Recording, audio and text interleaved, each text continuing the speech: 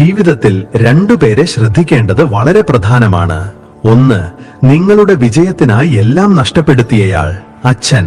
രണ്ട്, ആരുടെ പ്രാർത്ഥന കൊണ്ടാണോ നിങ്ങളെല്ലാം നേടിയത്, അമ്മ. മാതാപിതാക്കളുടെ സ്ഥാനം ഈശ്വരനേക്കാൾ മുകളിലാണ്. അവരെ സേവിക്കുന്നത് തന്നെയാണ് ഏറ്റവും വലിയ പൂജ. ചിലപ്പോൾ ദേഷ്യം പുഞ്ചിരിയേക്കാൾ സവിശേഷമാണ്. കാരണം പുഞ്ചിരി എല്ലാവർക്കുമായിട്ടുള്ളതാണ്.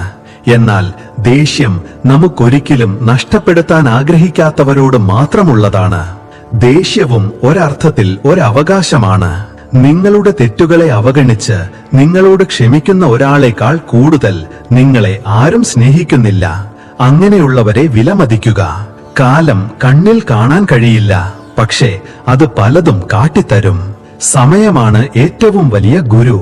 അത് ഒന്നും പറയാതെ തന്നെ എല്ലാം പഠിപ്പിക്കുന്നു. ശ്രീകൃഷ്ണൻ പറയുന്നു, ജീവിതത്തിലെ മേഘങ്ങൾ ഒന്നും കാണാൻ കഴിയാത്തത്ര കനത്തു പോകുമ്പോൾ ക്ഷമയാണ് നിന്റെ വിളക്ക്.